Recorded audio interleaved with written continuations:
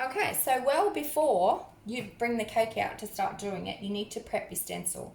So the cake is in the freezer at the moment. It's been in there for about 10 minutes. It's going to stay in for, well, that's long enough. I don't need it to be completely chilled all the way through. You don't want frozen cake. But I do want the buttercream on the outside to be super firm because I also have hot hands. I've also got covered in colouring hands, even though I have washed them 100 times.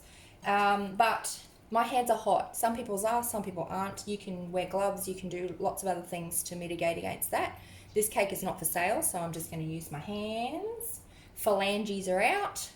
Now, I get my stencil.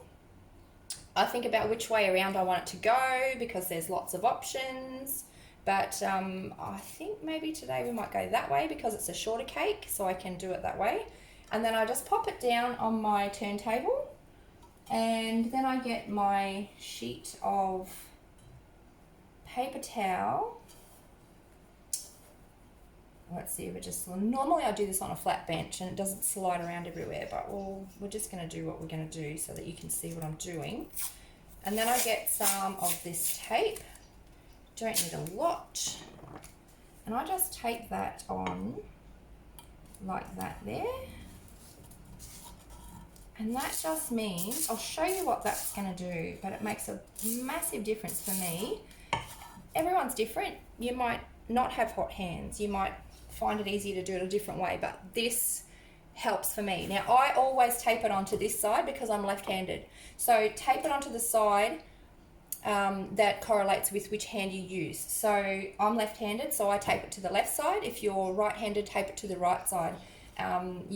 I've made that mistake before and it's not pretty, so do it on the right side. Now I'm going to get my cake. I'll just grab it out of the freezer. Hold on one moment.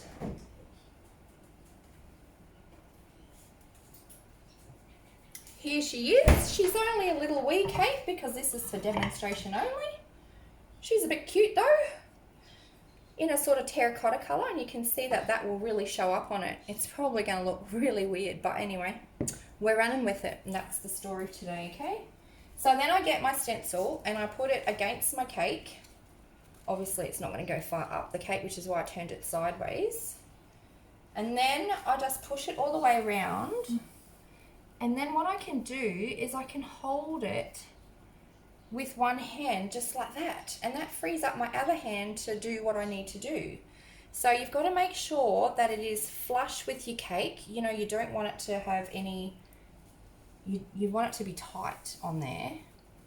So that is pretty tight there. You can see it's pretty tight. I hope you can see. And then I'm just going to go in with my buttercream, our sludge, and then I'm just going to sludge it on. And you've got to work pretty quickly for a couple of reasons. You don't want your buttercream to freeze, and because your cake is cold and your buttercream that is already on there is cold, it does tend to freeze up a bit. And when that happens, sometimes it pulls away. I'm using my elbow to hold the bowl. Sometimes it pulls away from the stencil and you'll end up with patchy stenciling. So there is a few things you can do to avoid that. One is obviously work quickly, but also because you can't avoid, see this side here is already starting to freeze, you can tell because when I rub against it, it's a different color. So don't use too much buttercream, that's one trick. The other is when you're scraping, which is what I'm up to now, scrape it back so that you can see the stencil really clearly.